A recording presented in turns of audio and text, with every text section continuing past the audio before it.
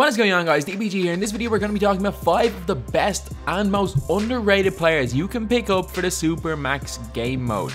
These guys are really low in salary cap and they play extremely well. These cards are all actually gold cards, which is a little bit of a surprise, but I actually genuinely think that the best value in my team is in gold historic cards. I think gold historic cards by far is the best value right now. Last year gold historic cards were bad in general, but right now the best value is gold historic because a lot of them are really cheap. So at the point guard position, we've actually got a player that I think is better than Sapphire Westbrook and plays very similar, and it's Victor Oladipo. So Oladipo's gold card right now is 2.4k, but at the same time, like, this is 7 AM English time, sorry, 7 AM American time. This is when the market is the most dead. So a lot of time you can pick him up from somewhere between 1200 to 1500 is the normal price for Oladipo. I don't know why. I use this card and he plays exactly like Sapphire Westbrook, just better in my opinion. He's got 83 defensive overall, 80 offensive overall. He's an open shot mid of 82, open shot 3 of 73 with a really nice release, 80 free throw. Ball control 74, which isn't great to be honest. He's got 78 lateral quickness, on ball defense IQ 75, steal of 70, but he's got a driving dunk of 95, which is huge. And he's also got a driving dunk tendency of 95, meaning that when he goes in, he dunks it on everyone. Speed 82, speed ball 80, acceleration 82. Like, it feels a lot faster than that with a 95 vertical. Like, this Oladipo card is incredible. Like, if you haven't used this, just pick it up. This is an unbelievable card. Like, the only reason he's not in my main Supermax lineup is because I have Fat Lever playing at the 1 and I slightly prefer Ben Simmons. But Ben Simmons is way more expensive and this card is cheap. So Oladipo has some decent hot and cold zones, but apparently hot zones don't do anything this year. 2K Labs have almost proved that. But yeah, like, this card's release is actually quite nice. Not slow, not particularly fast. And even though it is kind of hard to hit the green on the spot, it is still not a bad release at all. Mid-range shot is good. His dunk animations are really nice though. Like, he's got some insane flashy dunk animations, and with that 95 flashy dunk tendency, he's going to be pulling them off in game. Like, I've seen him do that 360 dunk on people. Like, that's how crazy this card is. Like, if you use this card and you drive in with him, he just jams it on everyone. Like, I've seen him jam it over pretty much every center in my team at this stage. He's my starting point guard through domination, and he was just absolutely dominating. So yeah, this card definitely is worth the pickup. At the 2, I was going to put in Hubert Davis. This card is really good as well, because Hubert Davis has got an open shot 3 of 95. He just doesn't miss. But this card is so good. Sasha Vujicic. So Vujicic right now is 1500 MT. Again, like, I saw him up last night for 800 MT, a really nice card. And again, it's just because the market's dead, he's up in price. You can normally pick this card up for less than 1000 MT and is a great buy at that price. Sasha Vujicic is an 81 offensive overall, 71 defensive overall. He's 6'7", so he's a big shooting guard. He's got an open shot mid of 82, open shot 3 of 86. He's got a free throw of 82, but what puts him ahead of all the other big shooting guards is he's got ball control of 82, which is really good as a secondary ball handler, especially if you're using someone like Oladipo as your main ball handler. You've got Sasha Vujicic who can play as a point guard as well.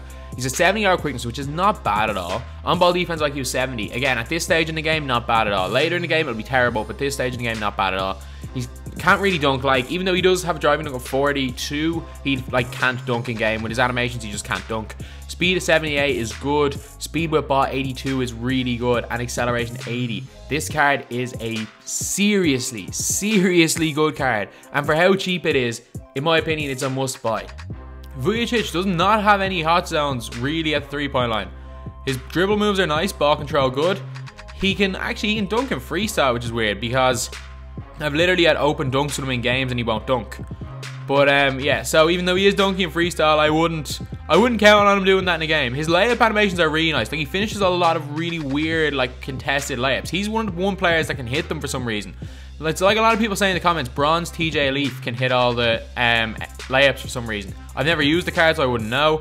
But this card is kind of like that. He's got Ray Allen's release, but a little bit faster. So I'm not really greening much, and it's very difficult to green with him. But it's very easy and a very quick release. Like, I actually do really like his release. It's hard to miss time because I used Ray Allen a ton last year. So definitely a card that you should pick up, especially with that 82 ball control to act as a primary ball handler and a really nice release. Well, it depends. It's a nice release if you like Ray Allen's release. It's a horrible release if you don't. So it is kind of why I have Hubert Davis as the other option with a 95 open shot 3 and a really nice release. So you can definitely go for Hubert Davis as well. At the 3, we have got Evan Turner. So Evan Turner is a lot more of him on the market. He's about 1100 MT, but you can see like no one's purchased this one for the last 30 minutes. It's just because the market is dead right now. You can pick him up nearly always for under 1000 MT. He's that cheap. Evan Turner, I would not play this guy at the 3. I just have him in because he's small forward, but I would play him at point guard.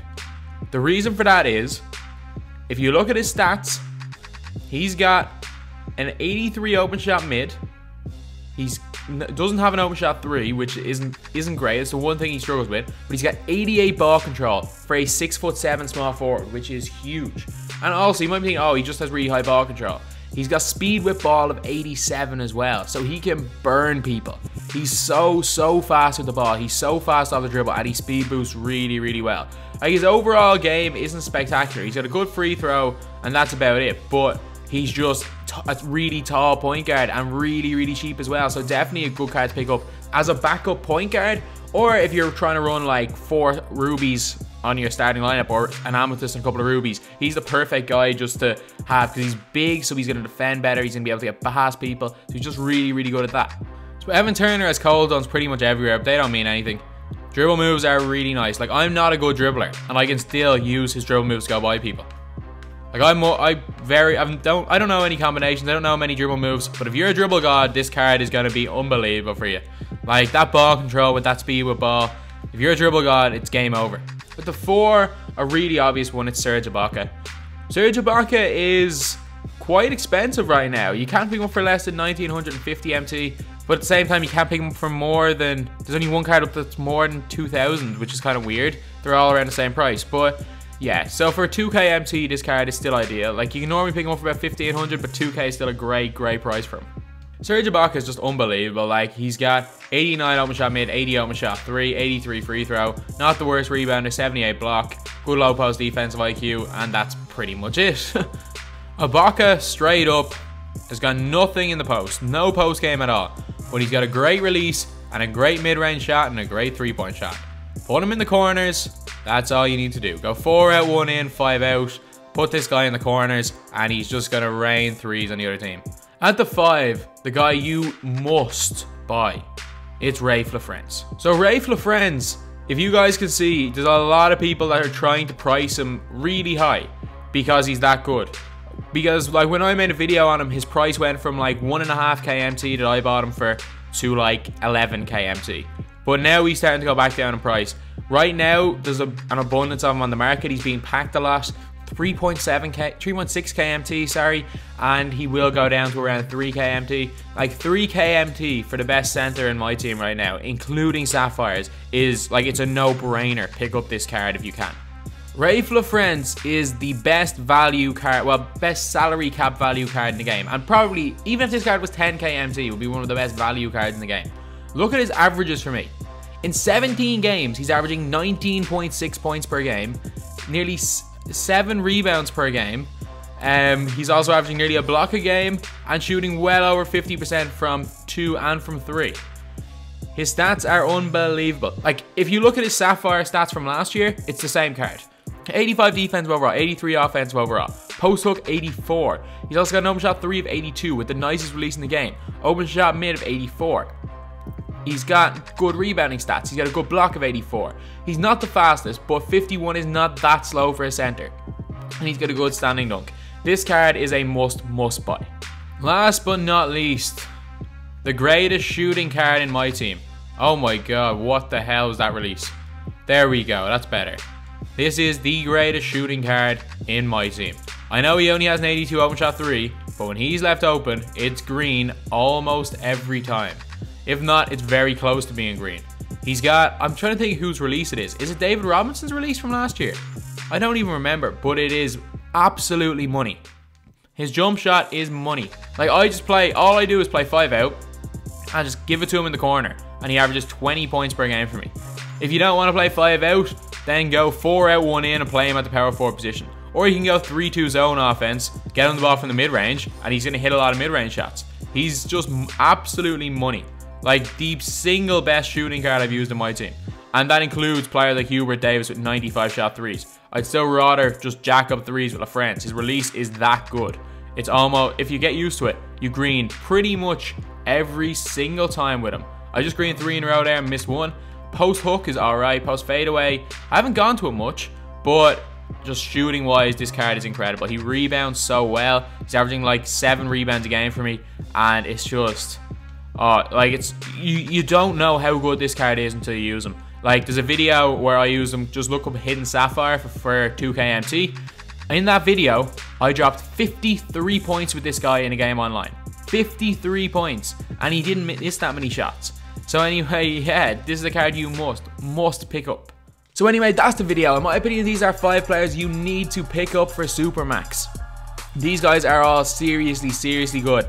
And obviously, I wouldn't run with this 5. I think this 5 would do a job. But I'd run, say, if you're running 4 rubies, or you could run 3 rubies, Turner at the point, LaFrentz at the 5. You could run Oladipo, Vujicic, if you have Dominique, Abdur-Rahim, and LaFrentz. I wouldn't even suggest a ruby center over LaFrentz. He's that good. Like, I could put Shaq into my main Supermax lineup, but I don't have Shaq in because I prefer LaFrentz. He's that good. But yeah. So anyway, that's the video. Thanks for watching. Please like, comment, and subscribe.